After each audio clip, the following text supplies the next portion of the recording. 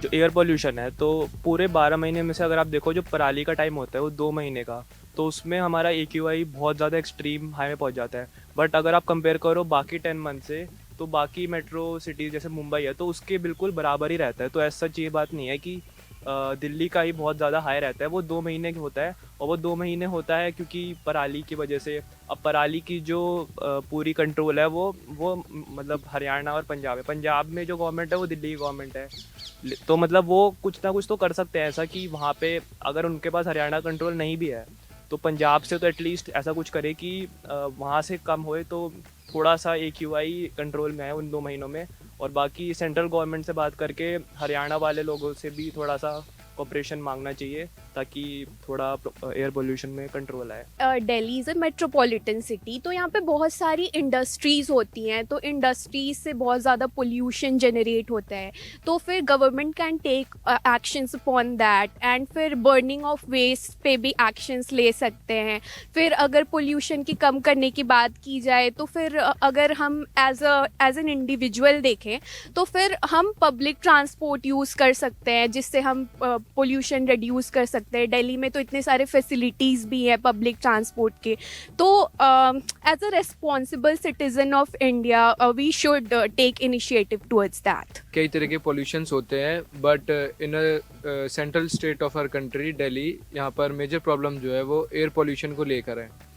और ये हम ज़्यादातर ये मेजर प्रॉब्लम जो है हम तभी ज़्यादा देखना फेस करते हैं तब हमारी दिवाली आती है, फिर उसके बाद न्यू ईयर व्यू ईयर जो होता है उसके बाद हमको देखने को फेस होती है। और हमको पता है कि हमारे यहाँ पर रूलिंग पार्टी जो है वो आम आदमी पार्टी है।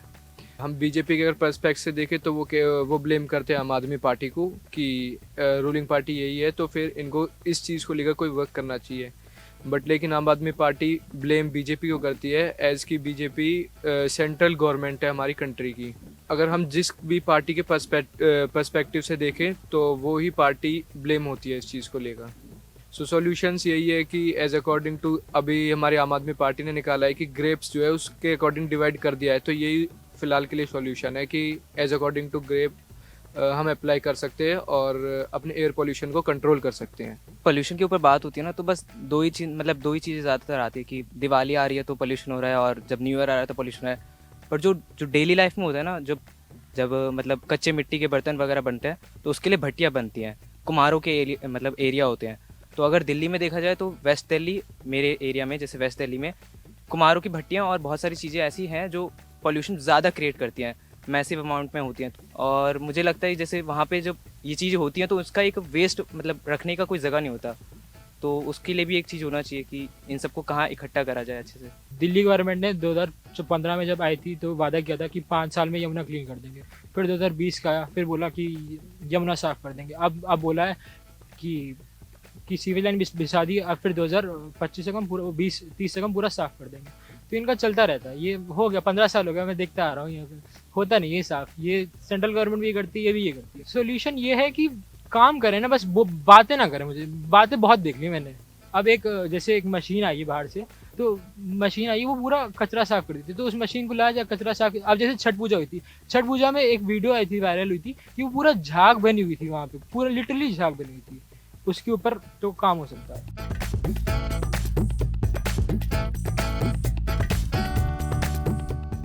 जो फ्रीबीज बेसिकली पार्टीज देती हैं, तो वो एज अ कॉम्पिटिटिव, बहुत बार ऐसा होता है कि बाकी सारी पार्टीज भी देती हैं, तो उन्हें एज अ कंपटीशन में रहने के लिए एज इन देना पड़ता है।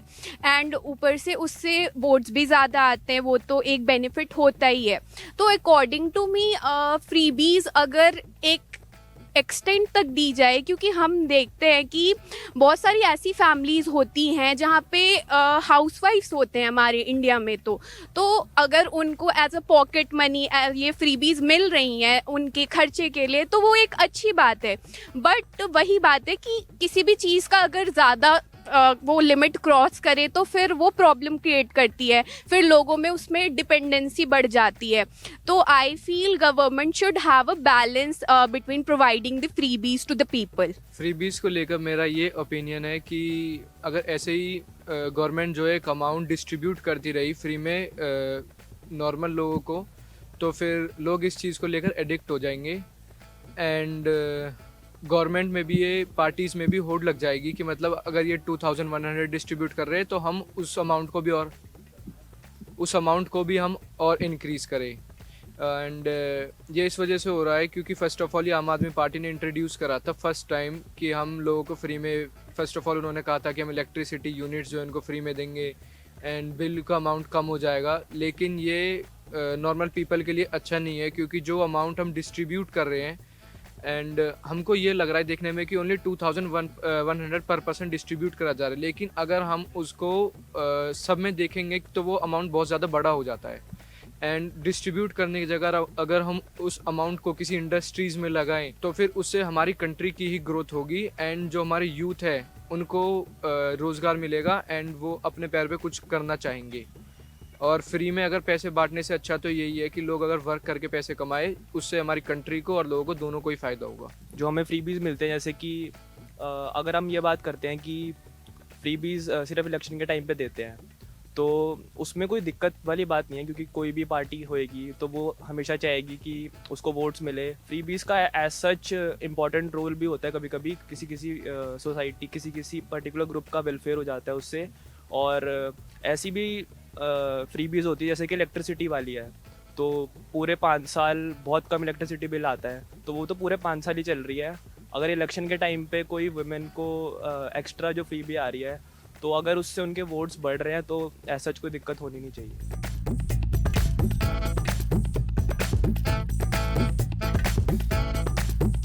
जैसे कि आम आदमी पार्टी करंट 10 ईयर से रूल कर रही है दिल्ली को, तो अगर देखा जाए तो इनने बहुत सारे मतलब वादे कर रखे थे बहुत पास्ट टाइम से कि ये यमुना साफ़ कराएंगे। और जो हम देख सकते हैं कि दिल्ली की कंडीशंस, जो जब बारिश होती है तो रोड की कंडीशंस बहुत ख़राब हो जाती है, वहाँ कुछ नहीं होता है। ये कहते रहते हैं कि हम रोड्स ऐसे कर देंगे, इंफ्रास्ट्रक्चर, जो दिल्ली है इंडिया का कैपिटल है तो वो मतलब बेस्ट होना चाहिए क्योंकि यहाँ सबसे ज़्यादा टूरिज़्म है, यहाँ सारी चीज़ें हैं तो लोग यहाँ ही आते हैं देखने।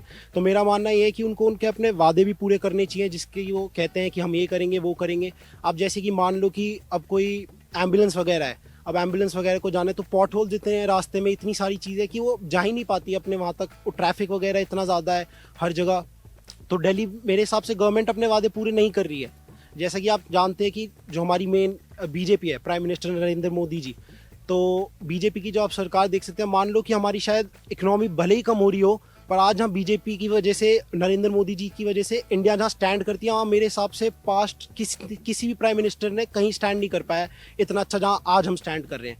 भले ही इकोनॉमी में हम 2-3 लेवल पीछे हो रहे हैं, पर फिर भी अगर देखा जाए तो ऑल ओवर इंडिया काफ़ी ग्रो कर रही है। तो मेरे हिसाब से हमारे डिसीजन एक अच्छी पार्टी के लिए रहना चाहिए जो हमारे लिए ग्रोथ करे, पूरे इंडिया को भी आगे बढ़ाए। अगर मैं बात करूं तो 3 पार्टीज हैं, तो तीनों की मैं बताती हूँ कि क्या मेरिट्स हैं। फर्स्ट ऑफ ऑल तो अगर हम सोशल वेलफेयर्स की बात करें तो उसमें आम आदमी पार्टी ने बहुत कुछ किया है, जैसे कि महिलाओं के लिए फ्री कर दिया है बस वगैरह।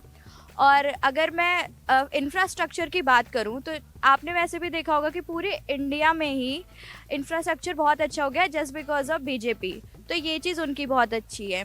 तो और अगर मैं इन लास्ट कांग्रेस की बात करूं, जैसे थर्ड पार्टी कांग्रेस है यहाँ पे, तो उनका जो मेन पॉइंट होता है वो है हिस्टोरिकल पे वो बहुत ज़्यादा डिपेंड्स होते हैं, तो ये चीज़ है। तो इसी हिसाब से कुछ मेरिट्स हैं उनकी, कुछ डीमेरिट्स हैं, तो उस बेसिस पे अभी तो इस तरीके से नहीं कह सकती मैं, पर हाँ मेरिट्स और डीमेरिट्स सभी पार्टीज में हैं। मुझे तो सब एक ही थाली के चट्टे बट्टे लगते हैं।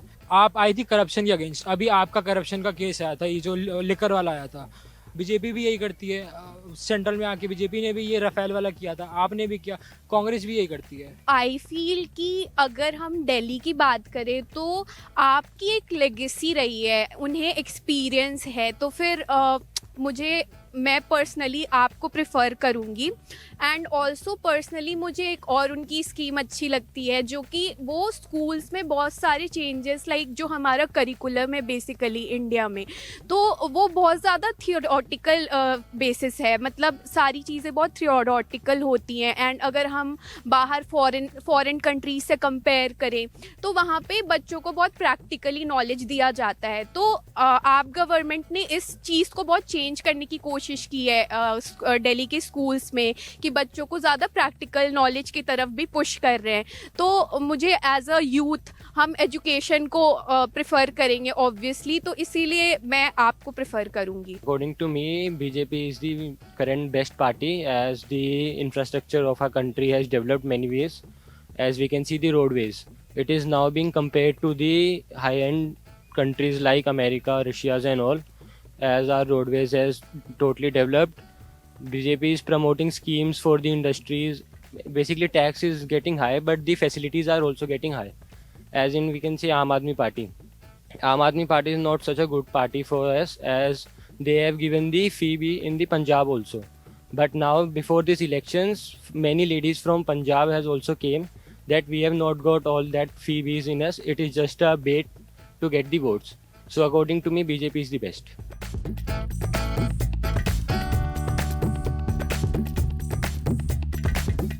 एज अ फर्स्ट टाइम जब मैं वोट देने जाऊंगी तो एक कैंडिडेट में मैं ये देखूंगी कि अभी जैसे बारिश का सीज़न चल रही है तो रोडों पे पानी बहुत ज़्यादा भर जाता है, जिसकी वजह से जो लोग पैदल जाते हैं उनके ऊपर पानी भी छिड़कता है, तो दोनों के लिए ये एक अच्छी बात नहीं है।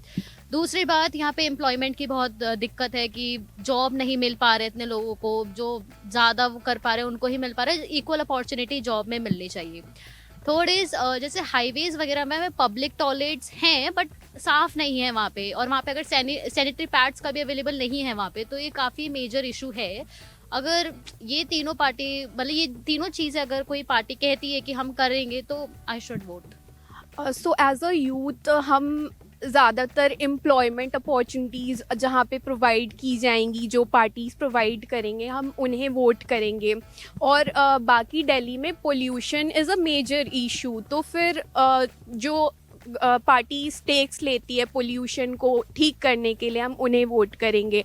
बाकी जो कनेक्टिविटी बेटर करें उन्हें वोट करेंगे। एंड दिल्ली मेट्रोपॉलिटन सिटी तो है, बट दिल्ली के बहुत सारी ऐसी भी एरियाज़ हैं जहाँ पे बहुत ज़्यादा डेवलपमेंट की ज़रूरत है, जहाँ पे बहुत ज़्यादा पोल्यूशन है, जहाँ पे आप जा कर के बिल्कुल ऐसे, अगर आप दिल्ली इमेजिन कर रहे हो, है ना, तो आपका एक होता है कि हाँ हम दिल्ली जा रहे हैं, बट वहाँ पे जा कर के आपकी एक्सपेक्टेशंस वर्सेस रियलिटी हो जाती हैं। तो ऐसी पार्टीज़ जो ऐसी एरियाज़ को भी कवर करें, हम उन्हें वोट करेंगे। हाँ, मतलब दिल्ली में सेफ्टी बहुत मतलब इशू है, मेजर इशू है, करप्शन बहुत है। तो मेरा बेसिकली यही रहेगा, employment first and then safety. मैं सबसे पहले एम्प्लॉयमेंट की तरफ ज़्यादा फोकस करूँगा कि अगर ज़्यादा एम्प्लॉयमेंट होगा मैं उसे ज़्यादा वोट दूंगा। और सेकेंडली आता है आपका क्राइम रेट काफ़ी ज़्यादा है, और यहाँ पे फ़ोन स्नैचिंग कैपिटल बन चुका है दिल्ली पूरे मतलब इस इंडिया के। तो सेफ्टी और एम्प्लॉयमेंट एक मेजर कॉज है। आई थिंक जब मैं वोट देने जाऊंगा तो मैं ये देखूंगा कि जो मतलब आगे जो भी मतलब जो ये स्कीम वीम निकालते हैं, अगर ऐसा कुछ भी, तो मतलब ये कुछ फॉल्स वादे ना करें। मेरे हिसाब से ये जो करें अपने वादे निभाएं। और बेसिकली ना ये जनता के पास नहीं आते हैं मोस्टली। जब लोग बन जाते हैं कुछ, तो वो अपनी खुद के कामों में लग जाते हैं, अपने खुद की इन्वेस्टमेंट में, या और भी बहुत अन्य प्रकार की चीज़ें जिनमें वो लग जाते हैं। तो मैं तो यही मानूंगा कि वो हमारे साथ जुड़े रहे, हमारे पास आए, पर्सनली हमारी भी कुछ जो भी हमारी मतलब वो हमें कमियां लगती है वो हमसे सुने और हमारी फिर उसके लिए काम करें। As a first time voter, as पिछले साल के इलेक्शंस को अगर हम कंपेयर करें तो आम आदमी पार्टी का नाम आया था लिकर स्कैम में। एज इन अगर कोई पार्टी हो जिसका ऐसी काइंड ऑफ एरियाज़ में नाम आ रहा है जो यूथ के लिए भी अच्छी नहीं है, सोसाइटी के लिए भी अच्छी नहीं है, और वो उसे प्रमोट कर रहे हैं, तो मैं उसके अगेंस्ट तो वोट ज़रूर करूँगा। और सेकेंडली एम्प्लॉयमेंट तो मस्ट है, क्योंकि इंडिया में अगर किसी चीज़ के लिए 10,000 वो सीट्स हैं तो उस पर एप्लीकेबल लोग 1 लाख 2 लाख हैं। तो आई फील कि एम्प्लॉयमेंट और होनी चाहिए। So these will be my concern. मतलब as a first time voter, all in all ऐसी पार्टी को वोट देना चाहूँगा जो 5 साल पूरा काम करे, मतलब पीपल्स पार्टी हो, ना कि सिर्फ मतलब शुरू में काम करे या फिर इलेक्शन से पहले काम करे और उसके बाद भूल जाएं कि क्या करना है, और अपने इश्यूज़ के ऊपर और अपने पैसे बनाने पे ना ध्यान दें, और बल्कि सोसाइटी के लिए कुछ इम्प्रूवमेंट करें। एज फर्स्ट टाइम वोटर जब मैं वोट देने जाऊंगा तो मैं पहले ये देखूंगा कि पार्टी जो अभी के हिसाब से नहीं, कि फ्यूचर में वो क्या काम करेगी हमारे दिल्ली के लिए। जैसे अभी रोडवेज बहुत बेकार है हमारे दिल्ली के, कहते रेनी सीजन में पूरे रोडों पे पानी भर जाता है, ट्रैफिक बहुत ज़्यादा हो जाता है, और एजुकेशन पे भी बहुत काम करना है। जितने भी गवर्नमेंट स्कूल्स हैं गवर्नमेंट को, और जिस हिसाब से सेंट्रल में बीजेपी पार्टी है सेंट्रल गवर्नमेंट में और स्टेट में आप है, तो उन दोनों की आपस में बनती नहीं है मोस्टली। पिछले 10 सालों से कहते ओल्ड एज पेंशन भी रुकी हुई है, जिसके लिए अगर बीजेपी आएगी स्टेट में भी तो शायद और काम हो सके। मुझे लगता है as a first time voter मुझे बीजेपी को वोट करना चाहिए, क्योंकि मुझे बेटर लगती है पर्सनली और पार्टियों के हिसाब से कि काम करवाएगी हमारे लिए फैसिलिटीज़ ज़्यादा करेगी। As a first time voter तो मैं उसी को चाहूँगा कि वो करे।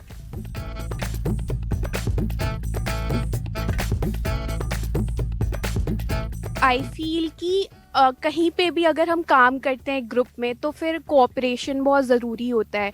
तो जो भी एक गवर्नमेंट, जो स्टेट गवर्नमेंट के अच्छे पॉइंट्स है, जो स्टेट गवर्नमेंट के पॉजिटिव्स है और जो सेंट्रल गवर्नमेंट के पॉजिटिव्स हैं, हम उन्हें कंबाइन करके अगर म्यूचुअल रेस्पेक्ट कैरी आउट करके काम करेंगे तो things will get better in my opinion. अभी 2019-20 का राइट हुआ था, तब दिल्ली गवर्नमेंट कहती थी कि हमारे पास वो पुलिस का कंट्रोल नहीं है और सेंट्रल गवर्नमेंट उसके बारे में कुछ नहीं करती थी। अमित शाह के ऊपर पूरा कंट्रोल था पुलिस का, उन्होंने कुछ नहीं किया।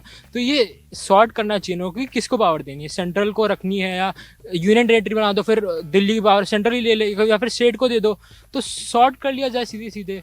बार बार वो राइट्स होते रहते हैं, 2019 के भी 20 के भी हुए थे। ये बहुत मेजर इशू है, ये सॉल्व होना चाहिए। As in Corona time period, there was a major issue for the hospitals and oxygen cylinders. At that time, our CM Kejriwal was blaming the LG and the BJP party that they are not letting me do anything. And the LG and the BJP party was saying that the Kejriwal is not doing anything as he has all the facilities. So it was a major issue that they both were blaming each other and not doing anything for the public. And many of the people, like from middle class, faces major issues at that time, because they do not have sufficient funds and all for that, which can do anything. So I feel better that if LG and CM both should be of same party or should be cooperative, it would be must.